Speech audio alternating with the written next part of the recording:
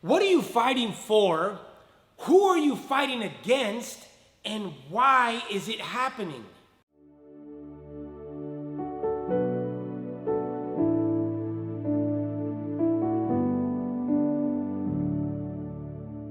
Welcome to PSA. My name is Felix if you're new around here. And if you're back, thank you.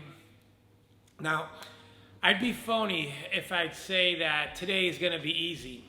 But out of sheer hope of being able to provide some perspective, I will take advantage of my privilege that it is to have free speech and share some stuff that's been on my mind.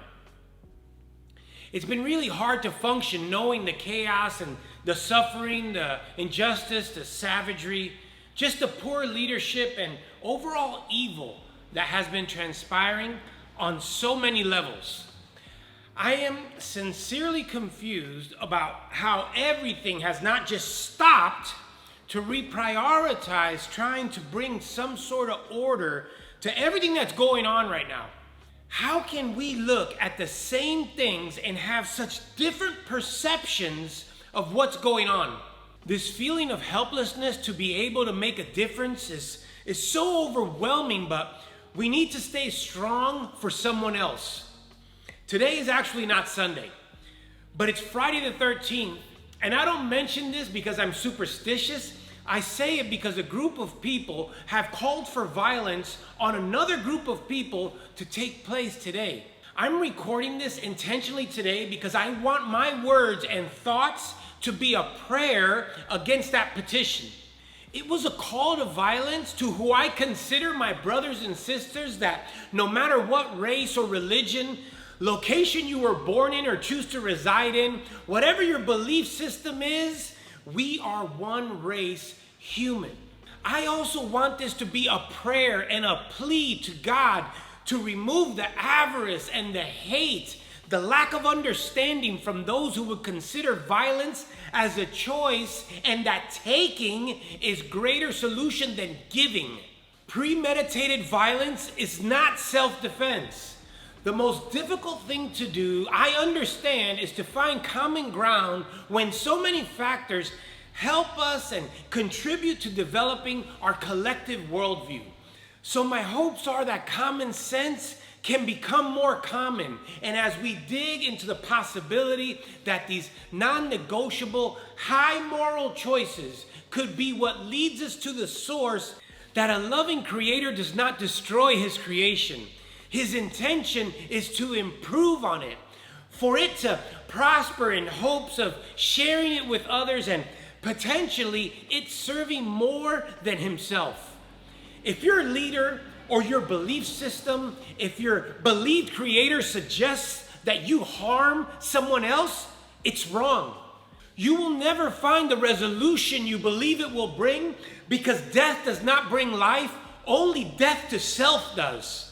We do not need more power, possessions, property. We need more peace and principles.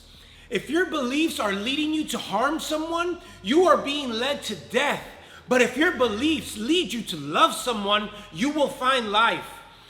You are not closer to God because you inhabit a certain land. You are closer to God when He inhabits you. We are not meant to kill each other.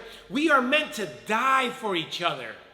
Now, I don't need to be a geopolitical scholar to tell you we are not where we were or what we did. We are who we are becoming, and we shall all share a final destination.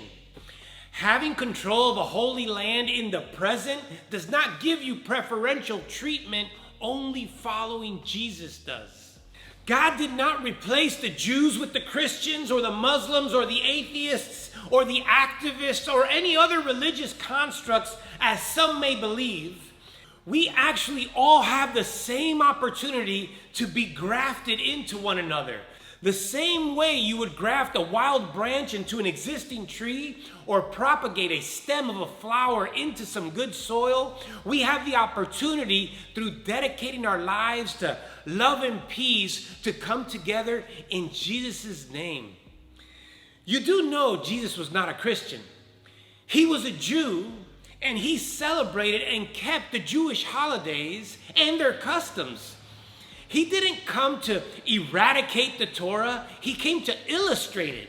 He came to show us how it was to be walked out. He came to fulfill the prophecies that were written in the writings by the prophets in the Old Testament, and to leave us with a New Testament, a new way of life, because we do not live in the past, and although we may reside in the present, thanks to him, we will be residents of the future. We do not need to look like someone to believe what they believe, live the way they live, or be born the way they were born to benefit from this sacrifice. In Galatians 3:26, it says it like this. So in Christ Jesus, you are all children of God through faith. For all of you who were baptized into Christ have clothed yourself with Christ. There is neither Jew nor Gentile, neither slave nor free, nor is there male and female, for you are all one in Christ Jesus. If you belong to Christ, then you are Abraham's seed and heirs according to the promise. Jesus did not come to separate us. He came to make sure we know that even if the Bible calls Jews Israel and everyone else Gentile, we now can all be one as his people. We are all God's people. Muhammad wrote he did not know the purpose of life. Buddha suggested to go seek for the truth. Confucius, with all his wisdom, admitted he is not the way. They all collectively acknowledged Jesus' existence and his teachings. But only Jesus came to declare he was the way, the truth, the life, and that no one comes to the Father except through him. Not through the U.S., Israel, Palestine, Iran, Egypt, or Russia, or anyone else's self-serving actions will it bring heaven to earth by creating hell for innocent people in their power struggle, even if it's masked in religious rhetoric. It is only us individually who can bring heaven to earth so we can rejoice in it together. God has not asked us to figure out his timeline. He's asked us to trust in him that until Jesus is enough for everyone, nothing will ever be. Until our words become actions, they will never reach their full potential. So I'm going to end with this verse. And I pray it can bring peace and a hedge of protection over all of our lives, and even everyone who may never see this video and know that we are here together praying for them. In Psalms 91, starting in verse 9, it says, "If you say the Lord is my refuge, and you make the Most High your dwelling, no harm will overtake you. No disaster will come near your tent, for he will command his angels concerning you to guard you in all of your ways. They will lift you up in their lands so that you will not strike your foot against any stone." This verse is believed to be written by King David, Israel's second king. David built a small empire from a very humble beginning as a servant. He conquered Jerusalem, which he made Israel's political and religious center. He defeated the Philistines so thoroughly that they never seriously threatened the Israelites again. David's whole life, he was about listening to God and immediately obeying him.